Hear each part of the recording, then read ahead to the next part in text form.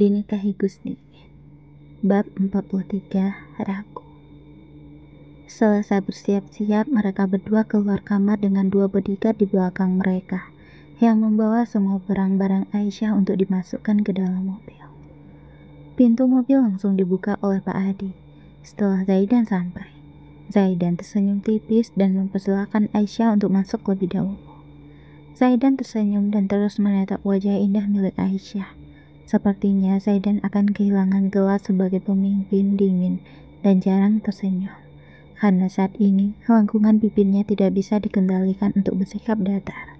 Ia terus tersenyum saat berada di dekat Aisyah. "Pak, ke desa Mengsit ya," ucap Zaidan, karena di desa itulah Aisyah akan melakukan kegiatan sukarelawan. Di dalam mobil, Aisyah tidak banyak bicara. Ia sedang bermood untuk berbicara. "Sayang, kenapa diam? Tumben banget," ucap Zaidan melirik ke arah Aisyah. "Bad mood," ucap Aisyah datar. Moodnya mudah sekali berubah. Zaidan memiliki ide untuk membuat Aisyah good moodnya lagi. "Pak, berhenti," perintah Zaidan. Karena perintah Zaidan mendadak membuat Pak Adi juga mengerem secara mendadak. Zaidan keluar dari mobil untuk sekedar mampir ke toko es krim dan membelikan Aisyah es krim rasa coklat. Ia ingat perkataan Kevin tempo lalu. Kalau Aisyah sedang bad mood, kasih aja es krim, maka moodnya akan kembali.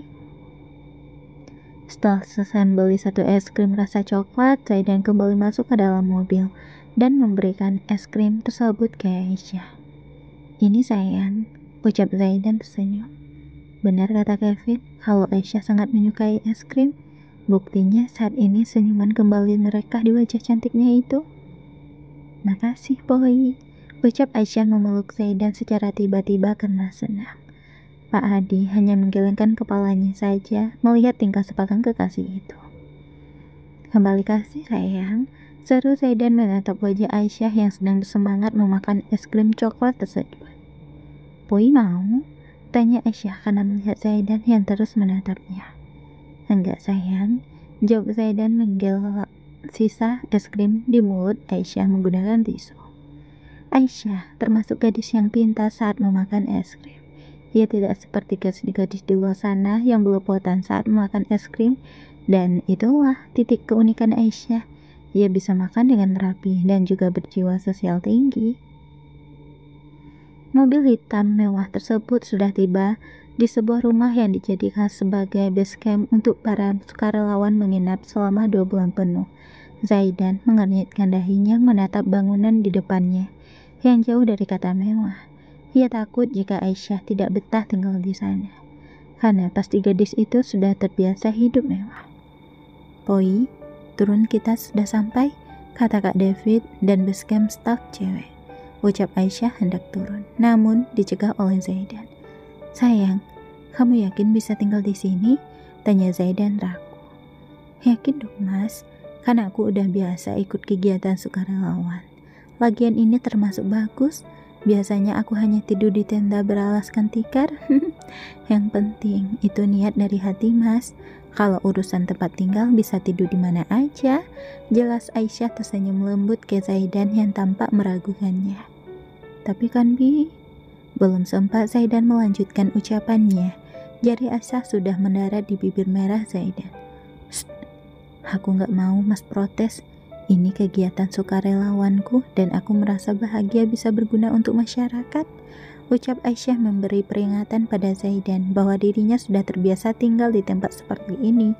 Dan rumah ini termasuk bagus, karena biasanya mereka hanya tinggal di tenda kecuali jika melakukan kegiatan volunteer lewat organisasi resmi seperti UNICEF. "Sekarang kita turun ya, Mas. Pasti semua orang udah nungguin kita," ucap Aisyah menarik tangan Zaidan untuk keluar. Zaidan melihat sekelilingnya. Ia masih ragu jika harus meninggalkan Aisyah di rumah yang tidak terlalu besar dan tampak biasa saja. Ia takut jika Aisyah akan sakit nanti. Aisyah menggenggam tangan Zaidan dengan lembut dan mengajaknya untuk masuk bertamu dengan semua rekan sejawatnya. "Assalamualaikum, Aisyah sampai," teriak Aisyah dan langsung disambut oleh Kak Amel. "Waalaikumsalam warahmatullahi wabarakatuh," Pengantin baru ikut juga goda Amel, membuat Zaidan salah tingkah. Ini basecamp kita kan kak? Tanya Aisyah memastikan bahwa dirinya tidak salah rumah. Bukan hei, basecamp lo yang sana, ucap Amel menunjuk ke arah bangunan yang lebih besar dan tampak elegan. Loh, kok beda? Tanya Aisyah heran mengapa bisa berbeda dengan yang lainnya. Para dokter tinggal di rumah itu dek, David sudah mengatur semuanya, lanjut Amel. Campur gitu? Aisyah kembali bertanya, ia tidak mengerti mengapa basecampnya dipisah-pisah. Bukan hei, di sana khusus dokter cewek, di sini perawat cewek, dan di rumah sebelah itu para perawat dan juga dokter cowok, jelas Amel dan dibalas anggukan oleh Aisyah. Oh, hanya satu kata yang keluar dari mulut Aisyah. Ya udah, ayo gue antar ke sana. BTW, lo katanya semalam udah sampai Lombok, kok gak langsung ke sini? Ayo, kalian kemana dulu? Goda Amel. Sudah lama ia tidak menggoda sahabat yang sudah ia anggap adik kandungnya sendiri. Kepo ih, ucap Aisyah kesal. Ia mengikuti langkah Amel yang masuk dan menunjukkan kamar dengan ruang 2 ranjang single bed. Semua barang-barang Aisyah disusun dengan rapi di kamar tersebut. Zaidan melihat-lihat sekelilingnya. Rumah ini lumayan bagus untuk Aisyah. Apakah di sini tidak ada nyamuk? Tanya Zaidan memperhatikan sekitarnya. Tenang aja Gus, sebelum kami sampai sudah dilakukan vogging terlebih dahulu. Jadi insya Allah aman, jawab Amel meyakinkan Zaidan. Bagus kalau gitu, apakah di sini tidak ada AC? Tanya Zaidan yang tidak melihat AC dan hanya melihat kipas yang tergantung di dinding masing-masing kamar. Tidak ada Gus, hanya kipas angin saja, jawab Amel masih dengan sabar menghadapi sikap suami dari sahabatnya itu. Kalau begitu, besok akan saya suruh orang untuk memasang AC di sini. Jangan pakai kipas, nanti Aisyah bisa masuk angin, ucap Zaidan masih tidak percaya untuk meninggalkan istrinya di sini. Aisyah menghela nafasnya kasar. Ia berpikir kalau Zaidan terlalu protektif dengan tempat ini. Mas, tenang aja ih, aku udah biasa. Lagian gak bakal pakai kipas kok, ucap Aisyah meyakinkan Zaidan bahwa dirinya akan baik-baik saja. Tapi tetap aja Bi, kamu pasti gak terbiasa tinggal di tempat seperti ini kalau kayak gini. Kamu tinggal di resort dan setiap pagi akan diantarkan Pak Adi untuk mengikuti kegiatan, ucap Zaidan. Ia masih tidak yakin dengan tempat seperti ini. Aisyah terkekeh lalu tersenyum lembut dan mengusap punggung tangan Zaidan. Mas, kalau aku tinggal di resort berarti sama aja aku gak punya jiwa kekeluargaan yang tinggi. Sebagai tenaga kesehatan, aku harus punya jiwa kekeluargaan dan juga peduli yang tinggi. Mas tenang aja, aku udah biasa kok tinggal di tempat seperti ini. Bahkan dulu waktu perang Palestina aku hanya tinggal di tenda. Sebagai anggota dari organisasi sukarelawan Pray for Palestina, jelas Aisyah masih terus meyakinkan Zaidan bahwa dirinya akan baik-baik saja. Zaidan menghela nafasnya dengan gusar. Mau bagaimana lagi, ia tidak bisa menolak keinginan Aisyah yang sangat ingin tinggal di sini. Ya udah, iya, Mas izinin, tapi kamu harus janji. Jangan sakit ya Bi, dan semua makanan yang masuk ke dalam perut kamu harus diuji terlebih dahulu. Begitu perintah Abi sama Mas, ucap Zaidan dan dibalas anggukan kecil oleh Aisyah. Bab 44, harus berpisah. Aisyah membereskan semua barang-barangnya dibantu dengan Amel. Sementara Zaidan dia keluar karena mendapatkan telepon dari Aska. Kayaknya Gus Zaidan bucin ke kamu ya dek, goda Amel dan sukses membuat pipi Aisyah merona. Ih, apaan sih kak? Jawab Aisyah cemberut. Amel hanya terkekeh melihat dokter muda juniornya itu cemberut. Oh iya, di mana Kak David kak? Tanya Aisyah karena dari tadi ia tidak bertemu dengan David. Ada di basecampnya, datengin aja sana, jawab Amel sambil terkekeh dan tidak sengaja didengar oleh Zaidan. Wajah Zaidan memerah. Ia cemburu, bahkan sangat cemburu ketika sang istri bertanya tentang David. Zaidan sudah mengetahui beberapa informasi tentang David dan juga Aisyah di masa lalu. Hal itulah yang membuatnya cemburu. Aisyah melirik ke belakang. Ia melihat wajah Zaidan yang memerah dan langsung menghampiri suaminya. Aisyah langsung menghampiri dan memeluk Zaidan dengan lembut. Ia tidak bermaksud untuk membuat Zaidan cemburu. Mas, aku gak ada niatan seperti itu. Aku cuma bertanya karena Kak David ketua kegiatan ini, ucap Aisyah tidak ingin Zaidan salah paham dengan ucapan Amel.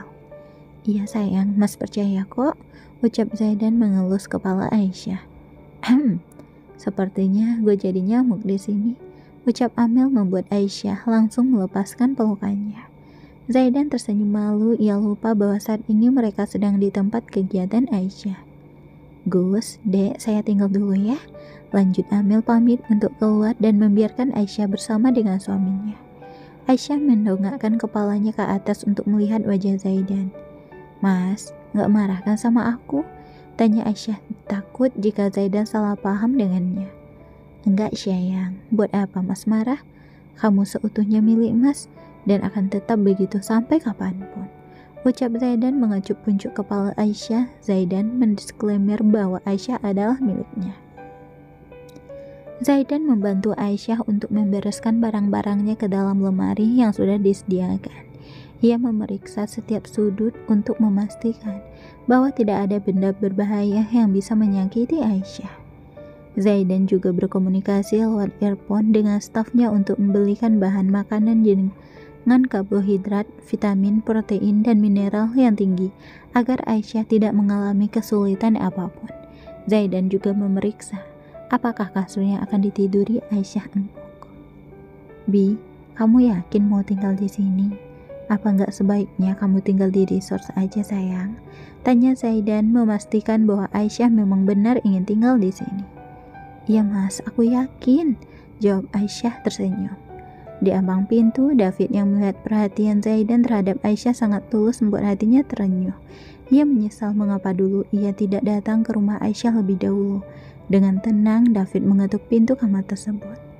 Tok tok tok. Zaidan menoleh ke belakang, ia melihat David tersenyum ke arah mereka berdua.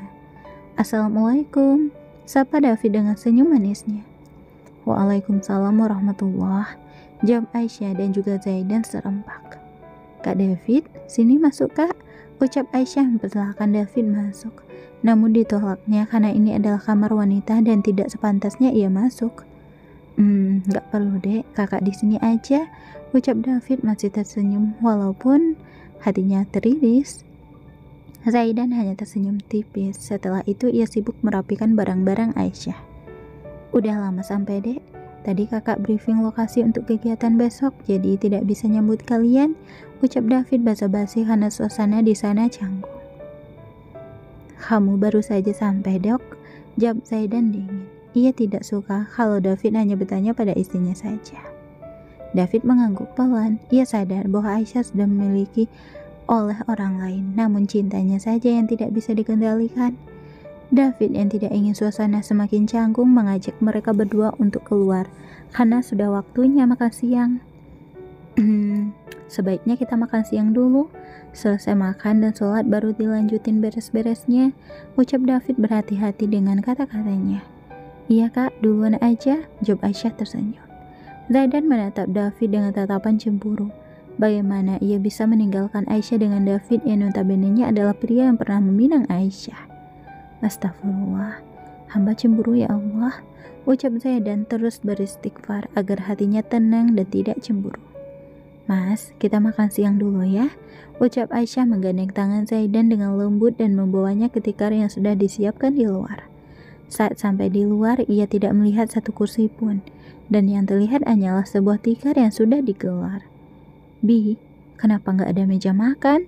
Tanya Zaidan melirik ke arah Aisyah. Ia sudah terbiasa makan di meja, dan ia tidak pernah duduk sekalipun di tikar seperti ini. Iya mas, kami udah biasa makan sambil duduk di tikar seperti ini, ucap Aisyah mempersilahkan Zaidan untuk duduk. Aisyah berjalan untuk mengambil makanan, dan tidak sengaja David juga berada di tempat yang sama dengan Aisyah. David mempersilahkan Aisyah untuk mengambil duluan makanan yang telah dibuat.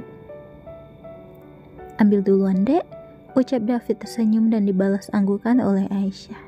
Zaidan yang tengah memperhatikan keduanya, lalu bangkit dan menghampiri Aisyah. Ia berdiri tepat di samping Aisyah agar teman sejawatnya itu tahu batasan mereka hanya sebagai rekan kerja. Biar mas aja yang bawa sayang, ucap Zaidan mengambil 2 piring yang sudah terisi oleh nasi dan juga lauknya. Mereka berdua sampai di tempat di mana Zaidan duduk tadi. Zaidan ingin makan lebih dulu untuk memeriksa apakah makanan ini aman, namun dicegah oleh Aisyah. Ini udah aman dan teruji klinis, Mas, jadi gak perlu Mas uji lagi, ledek Aisyah dan membuat Zaidan menekuk wajahnya. Zaidan mengambil alih piring Aisyah, ia ingin menyuapi bidadarinya. Sebelum ia kembali ke Jakarta, Aisyah hanya menggelengkan kepalanya saja melihat tingkah Zaidan yang sangat protektif kepadanya. David yang mengamati keduanya semakin sedih. Hatinya terenyuh saat Zaidan memanggil Aisyah dengan sebutan sayang. Benih cinta yang selama ini David tanam harus ia kubur dalam-dalam. Semua rencana yang sudah ia buat jauh sebelum Zaidan datang di kehidupan Aisyah harus sirna begitu saja. Saat ini sudah tidak ada lagi kesempatan baginya untuk menjadikan Aisyah sebagai ratu di hatinya. Jangan dilihat kalau nggak kuat, ucap Prof. Ridwan tepat di sebelah David. Ia mengamati tatapan mata David yang sendu mengarah kepada sepasang pengantin yang masih baru. David menoleh ke arah Prof. Ridwan dan berkata, "Insya Allah David udah ikhlas kok, Prof." Ucap David berbohong. Ia tidak ingin orang lain tahu bahwa hatinya masih tertuju pada satu orang, yaitu Aisyah. Aisyah mengenalkan Zaidan sebagai suaminya di depan para seniornya. Karena waktu acara pernikahannya tidak semua orang bisa masuk, hanya yang mendapat undangan saja yang bisa menyaksikan acara sakral tersebut. Selesai makan siang dan sholat, Zaidan bersiap-siap untuk pulang ke Jakarta. Namun hatinya ternyata belum siap untuk meninggalkan Aisyah di sini. Kenapa rasanya berat ya Allah? Batin Zaidan merasa sangat berat untuk meninggalkan Aisyah. "Mas, hati-hatinya di jalan. Kalau udah sampai Jakarta telepon aku," ucap Aisyah memeluk Zaidan dengan erat. Berpisah dari abinya saja ia tidak sedih ini. Tidak terasa bulir itu membasahi pipi Aisyah yang menggemaskan, membuat Zaidan tersenyum. Ternyata bukan hanya dirinya yang sedih harus berpisah. "Iya sayang, kamu jaga diri baik-baik di sini ya. Mas pasti bakal rindu berat sama kamu," ucap Zaidan mengecup-kuncup kepala Aisyah. Saat ini ia tidak peduli jika menjadi pusat perhatian. "Beruntung banget Aisyah bisa mendapatkan Gus Zaidan," bisik salah satu dari staf rumah sakit. "Ya kan, gua iri. Dulu gua pikir dia bakal sama Dokter David, tapi ternyata dia mendapatkan Gus Zaidan yang jauh lebih baik dari Dokter David. Tapi Dokter David tetap yang terbaik sih di hati gua," celetuk yang lain. "Kalian berdua bisa diam gak? Gua cemburu," ucap Diana, perawat kepala ruangan, dan membuat 2 orang yang sedang berceloteh langsung diam. Dengan langkah berat, Zaidan menuju ke mobilnya. Sebelum berangkat, ia sudah mewanti-wanti kepada pengawalnya untuk tetap mengawal Aisyah dalam radius 1 meter. "Mas," panggil Aisyah lirih dan membuat Zaidan langsung menoleh.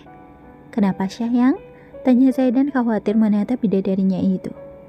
"Mas jangan dekat-dekat sama Kak Zahra ya. Waktu di Jakarta nanti aku cemburu," ucap Aisyah manja dan membuat Zaidan tersenyum gemas kepadanya. "Iya sayang, kamu tenang aja. Karena Muhammad Zaidan Malik hanya milik Khaulia Aisyah Wirata," ucap Zaidan meyakinkan Aisyah bahwa dirinya hanya milik Aisyah seorang. Zaidan kembali melepaskan pelukannya karena waktu semakin cepat berlalu. Jika ia tidak pergi sekarang, maka ia tidak akan sempat untuk mampir ke panti asuhan keluarganya. Genggaman tangan mereka terlepas. Aisyah hanya menatap mobil hitam Zaidan yang sudah pergi menjauh dari tempat kegiatannya. Di dalam mobil, Zaidan hanya menampilkan ekspresi wajah datar. Hatinya sangat sedih karena harus berpisah dari sang istri. "Baru sebentar Mas pergi, Mas udah rindu sama kamu, Bi," gumam Zaidan melihat foto Aisyah yang menjadi lock screen ponselnya.